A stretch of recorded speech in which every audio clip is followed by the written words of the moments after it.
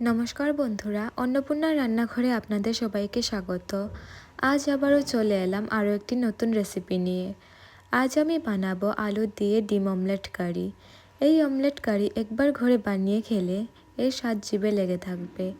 তাহলে বন্ধুরা আমার ভিডিওটি স্কিপ না করে পুরো দেখবেন, তাহলে খুবই সহজে ঘরে বানিয়ে নিতে পারবেন এই দারুণ স্বাদের ডিম অমলেট কারি। তাহলে বন্ধুরা আমার ভিডিওটি যদি আপনাদের ভালো লাগে তাহলে আমার চ্যানেলটিকে সাবস্ক্রাইব করবেন। তো বন্ধুরা আর কোনো কথা না বাড়িয়ে ভিডিওটি শুরু করা যাক। অমলেট কারি বানানোর জন্য আমি এখানে নিয়েছি দুটো মিডিয়াম সাইজের পেঁয়াজ। পেঁয়াজ দুটোকে খুবই ছোট ছোট করে কাটবো।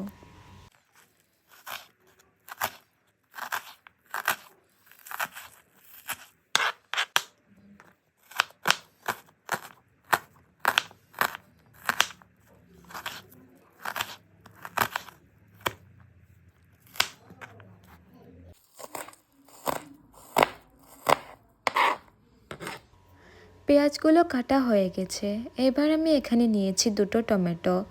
টমেটোগুলোকে একইভাবে ছোট ছোট করে কেটে নেব।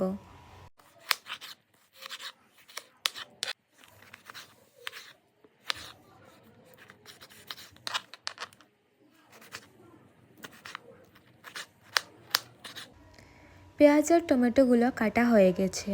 এবার একটি মশলা বানাবো। তার জন্য এখানে নিয়েছি ছোট ছোট 4-5 টুকরো আদা, 5-6 কোয়া রসুন, 1 চামচ মতো চালমগজ আর 7-8টে কাজু বাদাম।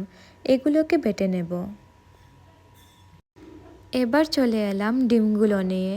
অমলেট কারি বানানোর জন্য আমি এখানে নিয়েছি 3টে ডিম। ডিমগুলোকে এভাবে এক এক করে একটি বাটিতে ভেঙে নেব। ডিমগুলো ভাঙা হয়ে গেছে। এবার এর মধ্যে দিয়ে দিচ্ছি খুবই অল্প পরিমাণ নুন আর অল্প কুচি করে কেটে রাখা পেঁয়াজ। নুন আর পেঁয়াজ দেওয়ার পর ডিমের সাথে ভালোভাবে মিশিয়ে নেব। ডিমগুলো মেশানো হয়ে গেছে। এবার একটি কড়াই বসিয়ে এর মধ্যে দিয়ে দিচ্ছি অল্প সাদা তেল। তেলটা গরম করে এর মধ্যে দিয়ে দেব ফেটিয়ে রাখা ডিম।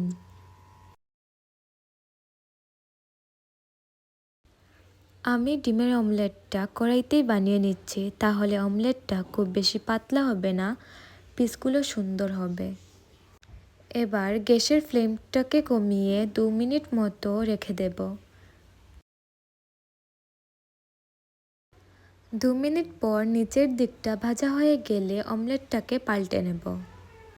অমলেটটাকে পাল্টে নিয়েছি, দেখতেই পাচ্ছেন দুদিকটা ভাজা হয়ে গেছে।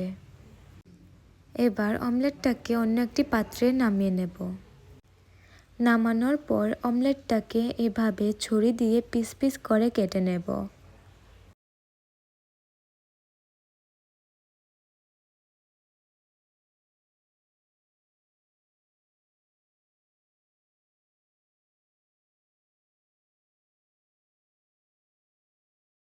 অমলেটটাকে পিস পিস করে কাটা হয়ে গেছে।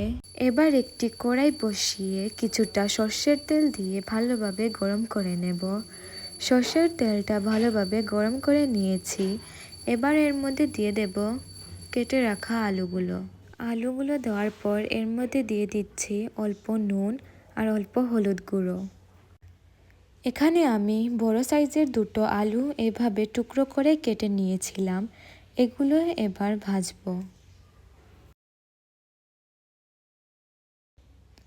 আলুগুলো ভাজা হয়ে গেছে। এবার আমি এগুলোকে অন্য একটি পাত্রে নামিয়ে নেব।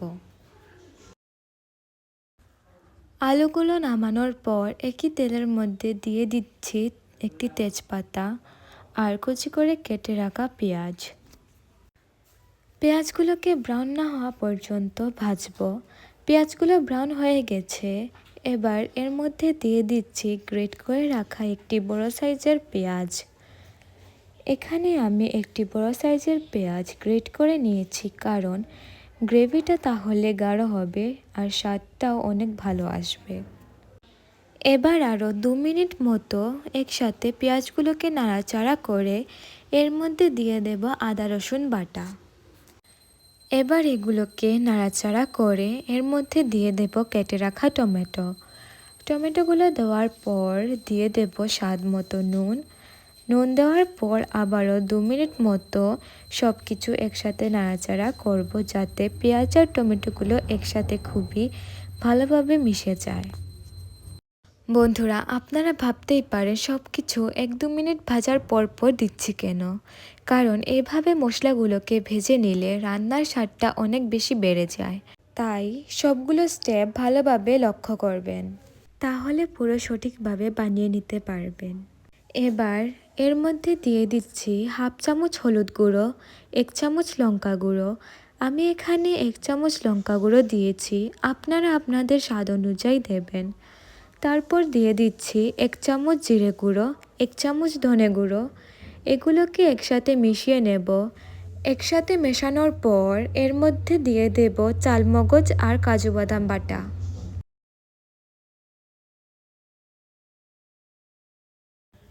এগুলো দেওয়ার পর অল্প নাড়াচাড়া করে দিয়ে দিচ্ছি অল্প পরিমাণ জল। জল দিয়ে মশলাগুলোকে আবারও 2-3 মিনিট মতো কষিয়ে নেব।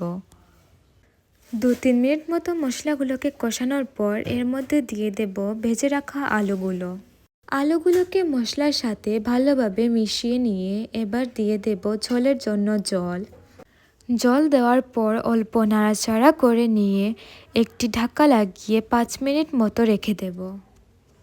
5 মিনিট পর ঢাকাটাকে সরিয়ে অল্প নাড়াচাড়া করে এর মধ্যে দিয়ে দিচ্ছি কেটে রাখা অমলেটের পিসগুলো দেওয়ার পর দিয়ে দিচ্ছি গরম মশলা গুঁড়ো। অমলেট আর গরম মশলা গুঁড়ো দেওয়ার পর 2 মিনিট মতো ফুটিয়ে নিলেই তৈরি হয়ে যাবে ডিম অমলেট কারি। আমার ডিম অমলেট কারি পুরো তৈরি হয়ে গেছে। এবার অন্য একটি পাত্রে নামিয়ে নেব। দেখতেই পাচ্ছেন বন্ধুরা কতটা সুন্দর হয়েছে। এই ডিম অমলেট কারি খেতেও অনেক দারুণ হয়। আপনারা অবশ্যই এভাবে একবার ডিম অমলেট কারি ঘরে বানিয়ে খেয়ে দেখবেন। আর আমার ডিম অমলেট কারি কেমন হয়েছে তা অবশ্যই কমেন্টে জানাবেন। তো বন্ধুরা, আমার আজকের এই রেসিপিটি যদি আপনাদের ভালো লেগে থাকে তাহলে আমার ভিডিওটিতে লাইক, কমেন্ট, শেয়ার করে পাশে থাকা বেল আইকনটিতে প্রেস করবেন। আর নতুন নতুন রান্নার রেসিপির জন্য আমার চ্যানেলটি সাবস্ক্রাইব করবেন। তাহলে বন্ধুরা, আজকের জন্য এতটুকু। আবারও দেখা হচ্ছে আরও একটি নতুন ভিডিওতে একটি নতুন রেসিপির সাথে।